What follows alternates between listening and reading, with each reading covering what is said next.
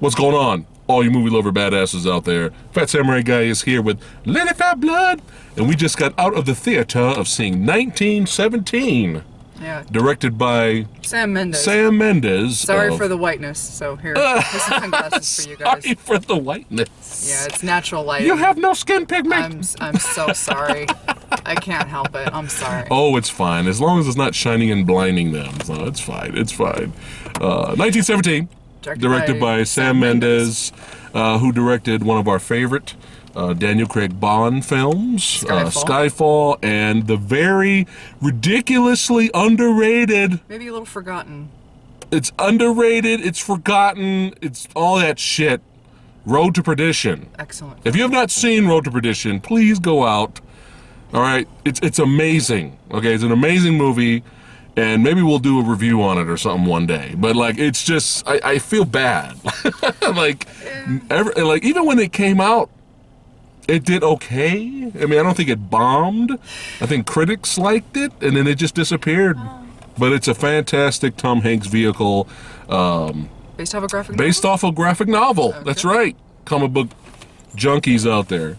So yeah, and kind of loosely inspired by Lone Wolf and Cub, which makes it even more awesome. But yeah, nobody talks about that fucking movie. Well, anyway, that was one of our introductions to Sam Mendes. And we have not seen any reviews on this film. 1917, we haven't really watched anything. I saw like a quick like little TV spot.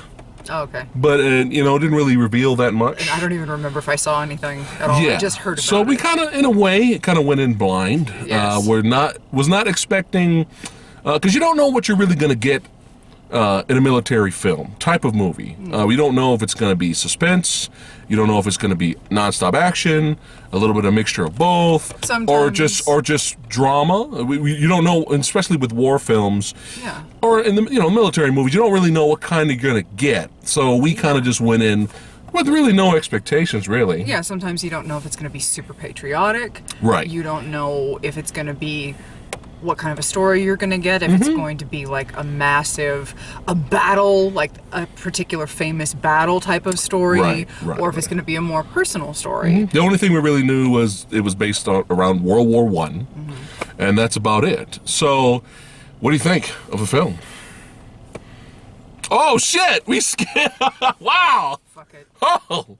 Fuck it. I don't care. What? I don't care. Well, we'd like to thank everybody for watching. You guys rock. I don't care because I have no intention of spoiling this movie. Yeah, we're not gonna do spoilers for this. I think one of the spoilers that I did hear, which I'm okay that I knew about it going in, was that it was filmed in a way to make it look like it was all done in one shot.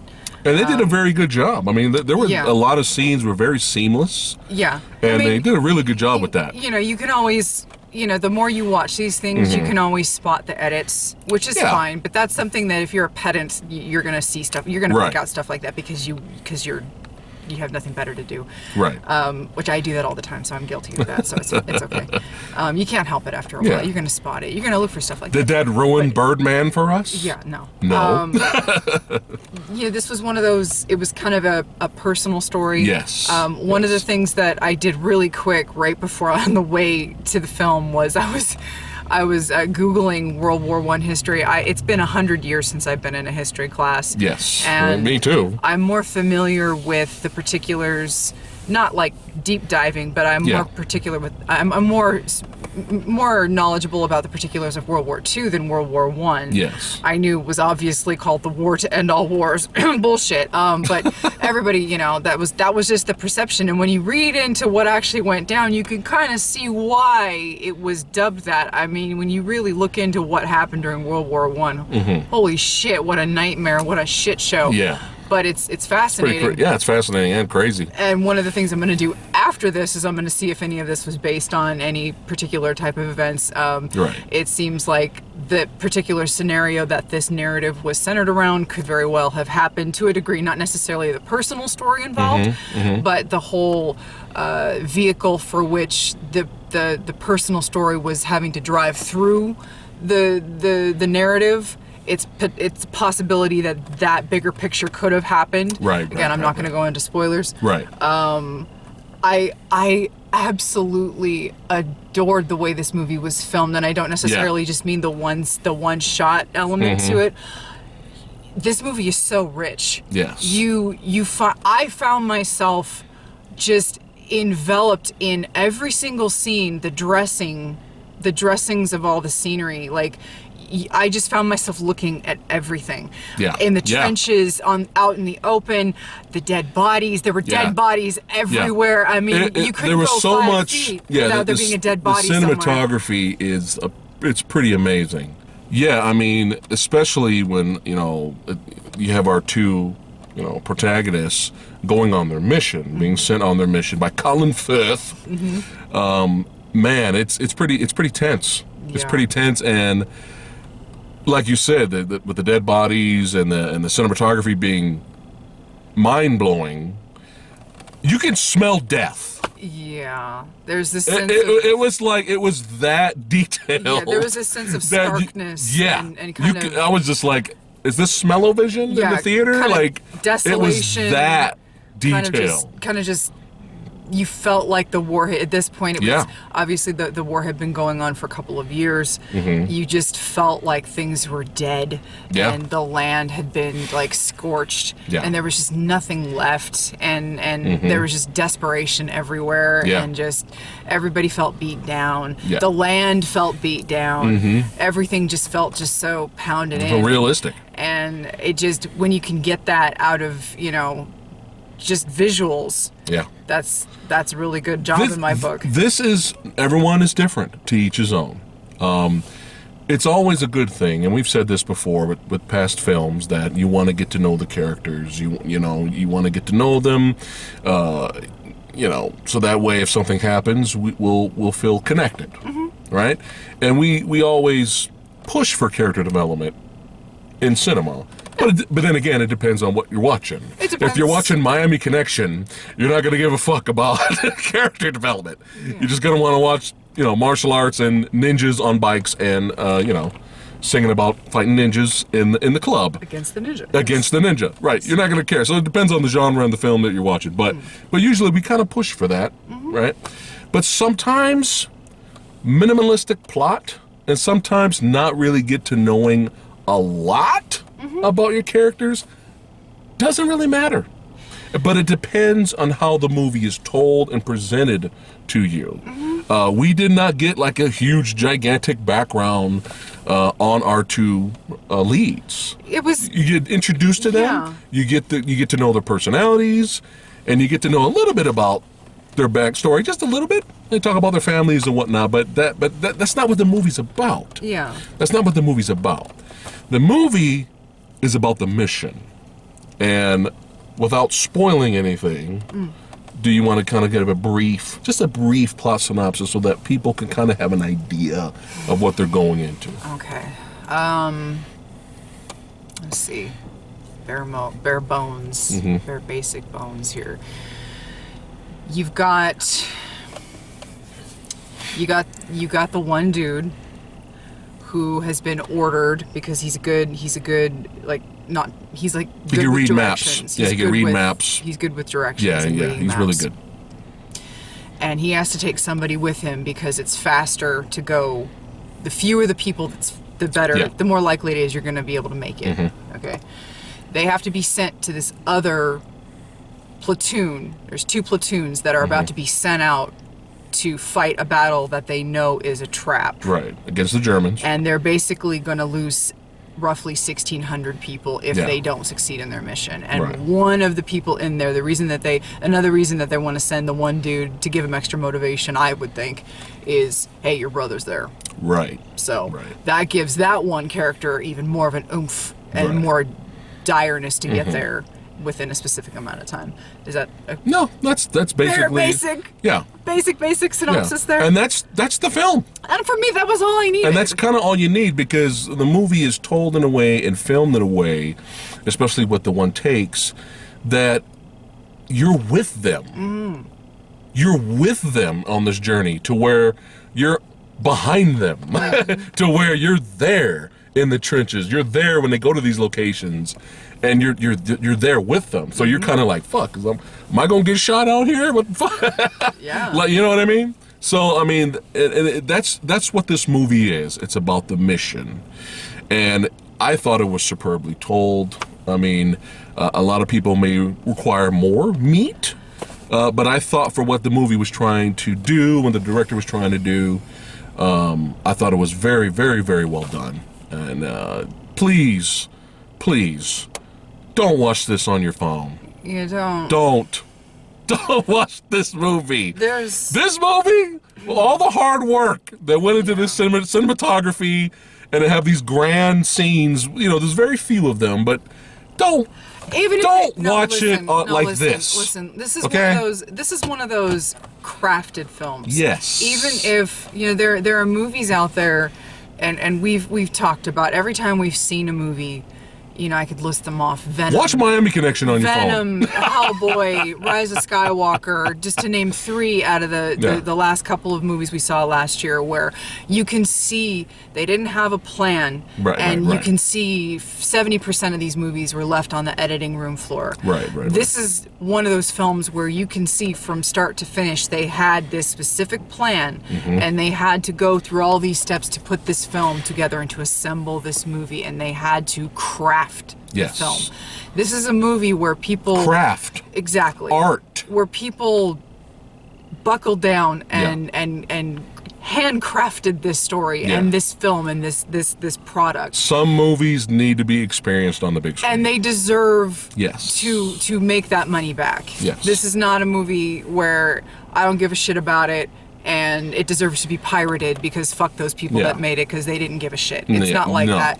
This is a If movie. you want to watch Cats, do whatever you need to do to watch Cats for free. Okay? You want to watch Cats on your phone? You want to do something else to find? But then you're robbing yourself of a CGI nightmare on the big screen. Oh, no, they fixed it. I thought they only fixed Judi Dench's hands. Oh, I thought they did some other CGI Which fixes. that's cheating. Okay, you let us see that goddamn abomination. Yeah, Okay. if it's bad, keep it bad. But anyway, some films, movies like Braveheart, okay? Some movies need to be experienced. Mad Max Fury Road. Some movies need to be experienced on the big screen, okay? So, you can do what you want. It's a free country.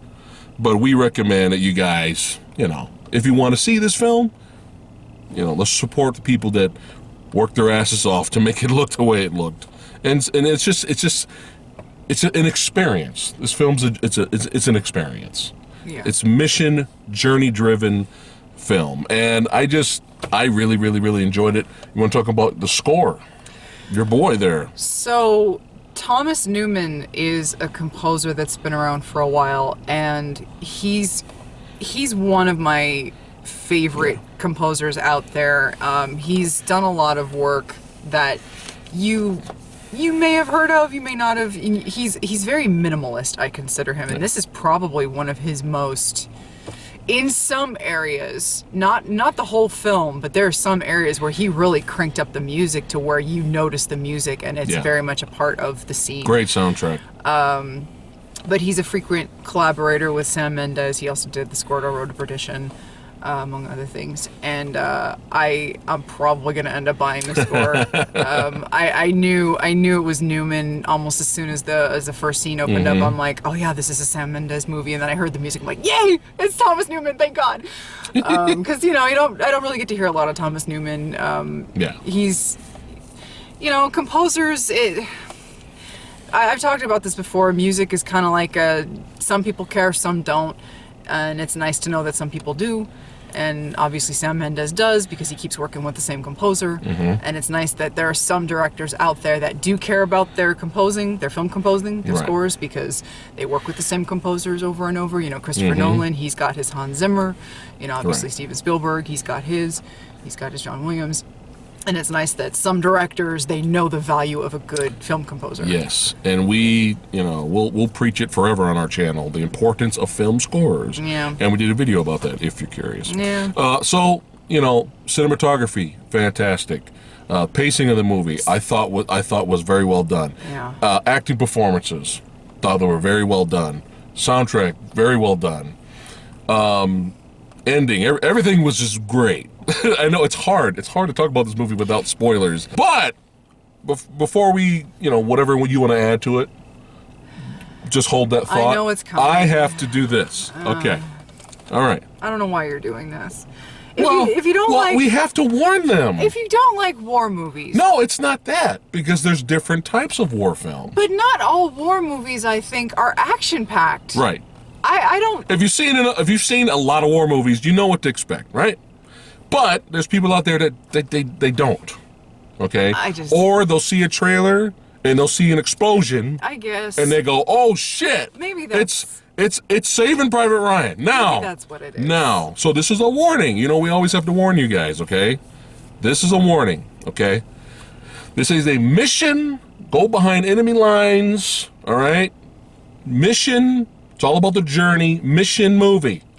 That's it. Where you're following a character, yes. two characters from start to yes. finish, meaning right. you're seeing everything they're going through. Right. So guess what that means? You're there for the ups and the downs. Right. You're there for the times where things are happening, and you're there for the times where things aren't happening. Right. In real time. In real time. So when some shit just went down and the character's gotten over it, yeah. and they're sitting there processing what's just happening to them, right. you're processing it with them in real yes. time. Yes. So you're sitting there shell-shocked with them yes. for a good 5 minutes. Right. So think about that. If that doesn't sound like something you want to sit through, then skip it. Yeah. Don't go in there and then complain that the movie is boring. Yeah. Okay? Okay, here we go. So, warning, again, this is not Saving Private Ryan type of epic action. This is not that type of movie, okay? If that's what you're expecting, don't expect that, okay? Full Metal Jacket. This is not that type of movie. Wait a minute. I know it's a different warrior. Full Metal Jacket isn't even a fucking... That's not even a super action-packed movie. I know, majority of the action happens second half of the film, but in comparison, there's I'm like just saying. There's like a long climb up yeah. to get to the end of that movie. Yes, but a lot of gunfire, explosions, whatever, Lord. okay? So don't expect that, all right? Because I'm reading reviews here, and I guess I'm assuming this is what these people expected. They saw, a war film, but or based around World War I, and there was an explosion. I saw an explosion. And people running. And somebody running in the TV spot trailer. Yeah. So obviously, it's got Saving Private Ryan action. If anything, this is more suspense. This movie is suspense. It's not an action movie, okay? So these are some reviews. I gotta read this. Here we go, ready? IMDb, here we go. Okay, this is hilarious. All right. Not sure how a movie with so many action scenes can be so boring. Just a noisy, busy, pointless mess with no real plot. I'm sorry. Were there tons and tons of action scenes in this film? There was a plot. Was there another? Did this person see another movie? There was a plot. Get off your goddamn phone. I'm just saying, this person is saying that there was tons of action. How about ignore the Facebook notifications and turn off your little YouTube screen when you're pirating your shit, watching your movie on your phone? I'm curious here. No, there was a little bit of action here and there, but there's tons of action scenes apparently this person saw and thought they were all boring. Yeah. Now, next one. This is the next one. 2 out of 10. Ready? This cracks me up. Here we go. Here we go. Boring, exciting, boring, unrealistic, surprising part, boring, yucky part, boring, rats, exciting, more rats, boring, exciting, boring, exciting, dull, disappointing. Yeah, these are reviews. Yes, so anyway, if you don't like the movie, that's fine. If you hate it, whatever, to each his own. But don't be these people. Okay? Apparently going in expecting Saving Private Ryan type of action. Anything to add before we wrap up the video? We thought this was going to be a short video. I'm usually one to to warn people Yeah. that, like, okay, I'll give you an example. Bone Tomahawk, Brawl in Cell Block 99, Dragged Across Concrete, Yes. Zoller movies, okay? Yes. His films are so dialogue heavy and so slow burn. Right. And so it takes a while to build up to what the point of the film is. That I'm usually the first one to be like, no, listen. It takes a while to get there, and it's very slow. Some parts you might be kind of like, what's going on? I didn't get that here. No. I don't get that boring part. No. Like, I was never sitting here going, Right. there's never a part where, there are parts where you might forget to breathe because it gets that intense. I felt like it got that parts, intense yeah. in certain moments. And again, anytime that was downtime, it happened after something big or intense happened. Right. I didn't feel like there was anything necessarily boring happening. And I'm usually the first one to be like, no, there's some slow parts here and there. But any of the slow parts were out of necessity. And it was a natural progression in this particular type of narrative. So overall, really enjoyed it. 5 stars for her. What am I going to give it, though? What indeed? 3 stars. No. Boring! Boring! All right. I'm going to give 1917 4.5 out of 5 stars. Nice. Very good. Very well made. Great journey to take with these characters. And I recommend, if you guys are curious and this is your type of film, make sure you guys go out and see it in the theater. Anything else? No. Don't go see Cats. All right. Well, I thank all you badasses for watching. Again, let us know in the comments below what you guys thought of 1917. And we'll see you guys next time. You guys rock. Peace out.